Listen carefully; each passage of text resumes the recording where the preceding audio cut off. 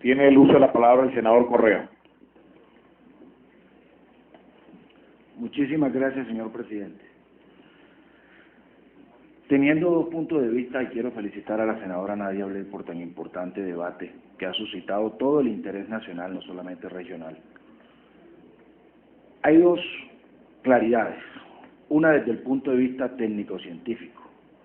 Desde el punto de vista técnico-científico, a bien como lo exponía la senadora, existen dos vacunas, la tetravalente y la bivalente.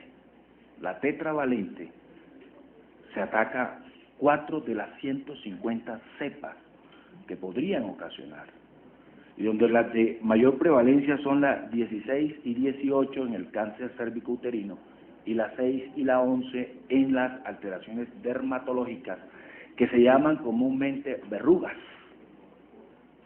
genitales o en la zona de exposición donde se haya tenido contacto. Hay algo fundamental, y es que la vacuna tetravalente, ¿por qué la vacuna tetravalente y por qué no la bivalente? Porque sabemos que la tetravalente tiene, y como lo ha dicho el senador, ninguna vacuna puede estar exenta, por mucho estudio y por mucha análisis científico basado en la evidencia, de efecto adverso. Y ninguna vacuna tiene un efecto, es un concepto casi que globalizado, tiene el 100% del efecto terapéutico. Sabemos que la tetravalente tiene una efectividad terapéutica casi que en un 70% en el tratamiento de las cepas 16 y 18, y que en las cepas 6 y 11 tiene una efectividad de aproximadamente un 90%. Por supuesto que revisando esto desde el punto de vista científico, como médico, nos toca revisarlo basado en la evidencia, a bien como lo decía el senador Ospina. Y basado en la evidencia, resulta que esta vacuna, orgullosamente de una génesis colombiana, ha sido revisada por más de 6 años, casi que 8 años, por la FDA. Ha sido revisada por la MHRA, que es la autoridad en el Reino Unido, por la EMA en la Unión Europea, por las autoridades sanitarias en Chile, en México. Quiero decirles que cuando uno analiza este caso y se ha mandado a las autoridades que hacen el control de lo correspondiente al análisis físico-químico de la vacuna, en este caso llámese INVIMA, Instituto Nacional de Salud, uno encuentra que la tetravalente en la composición tiene como adyuvante, tiene el hidroxifosfato de aluminio. Cuando uno revisa, porque es una información pública, los 5 o 6 muestreos que fueron reportados al INVIMA y al Instituto Nacional de Salud, y aproximadamente en esos muestreos, de cada 100 muestras, le preguntaba off the record a la señora directora del INVIMA en qué porcentaje, y es aproximadamente en un 20% del lote, que ella lo corroborará ahora en su intervención. ¿Qué nos reportó el estudio físico-químico del análisis? Reportó una concentración de 0 en una muestra de 0.003 microgramos por dosis por 0.5 mililitros. Otra concentración de plomo, por supuesto, como bien lo habían dicho tanto el ministro como la senadora y los diferentes intervinientes, de 0.004 microgramos por la concentración anteriormente leída. Otra de 0.007, otra de 0.004, otra de 0.006, otra de 0.007. Y cuando uno revisa si el plomo hace parte de los activos de la tetravalente, de los factores de los que componen la tetravalente, uno no ve el plomo. Entonces uno se va a los efectos adversos del plomo y tiene unos signos y síntomas muy parecidos a la sintomatología que presentan las pacientes en este grupo etario que ha presentado estos episodios en estudios. Pero resulta que cuando me voy a la literatura científica de la intoxicación por plomo, hablan de concentraciones de 3 microgramos en adelante, hasta 10, para tener todos estos signos y síntomas. Entonces yo voy descartando basado en la evidencia. Entonces, hoy sabemos de que la vacuna tetravalente, bien como lo han dicho las autoridades sanitarias y de aprobación de dichas vacunas, han reportado que tienen unos efectos adversos, entre ellos las mismas convulsiones, el dolor intenso y el enrojecimiento en el lugar de la aplicación, las molestias musculares, como un efecto adverso.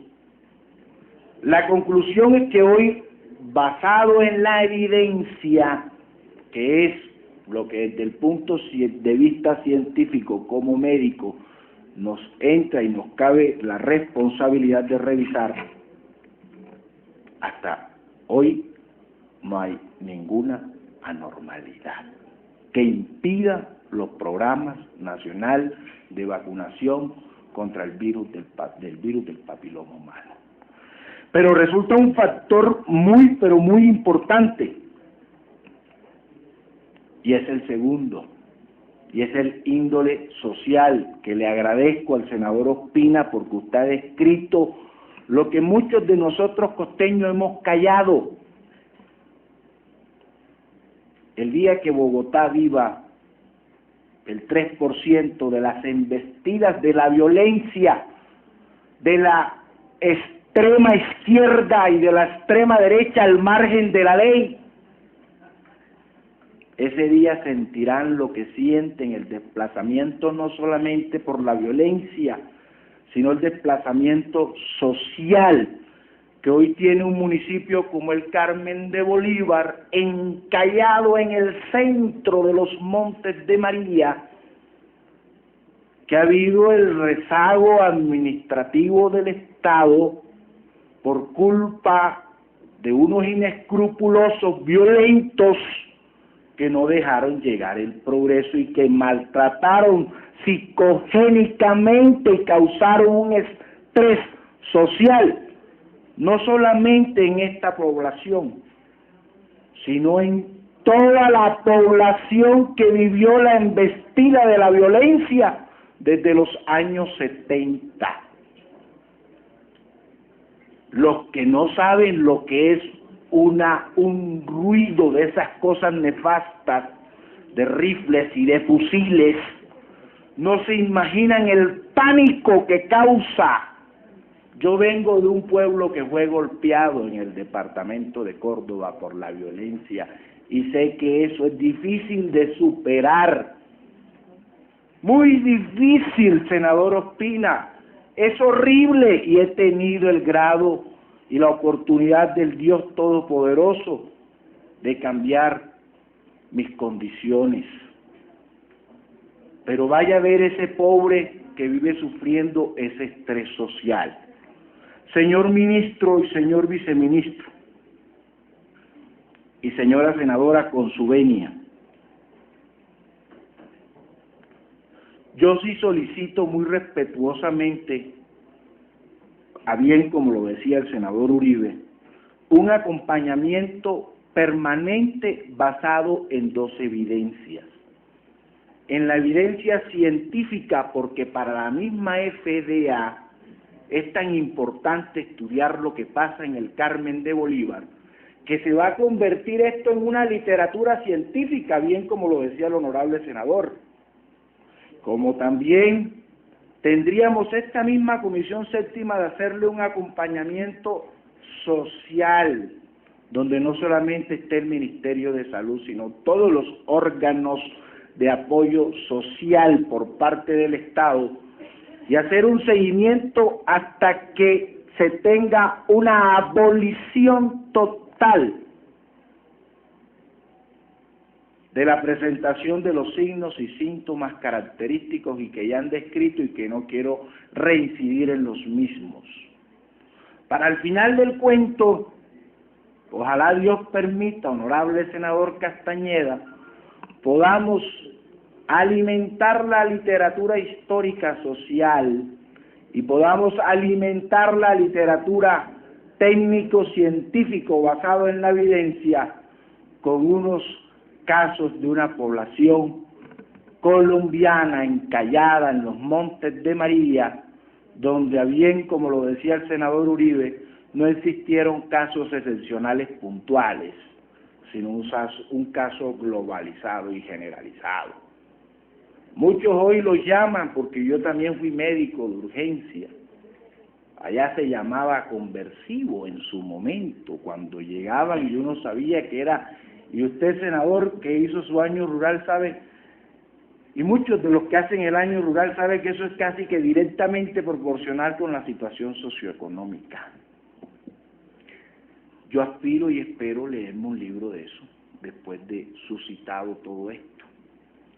Yo lo que sí le digo hoy a las autoridades es que es muy importante revisar el caso de la vacunación, pero ahí por allá les digo, no olvidemos la salud pública, el Civigila, la salud sexual y reproductiva, todo lo que tiene que ver con las charlas educativas, responsabilidad de los diferentes actores del sistema y de la inspección, vigilancia y control, que pueden llevarnos al 100% de la efectividad en algo tan importante como es disminuir la prevalencia y las tasas de mortalidad del cáncer de cuello uterino en nuestro país.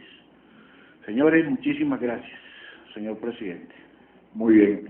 Para el control político a la directora general de Caprecon, segundas proposiciones número 13 y 15 aditivas. Muy buenas tardes a todos y muchas gracias.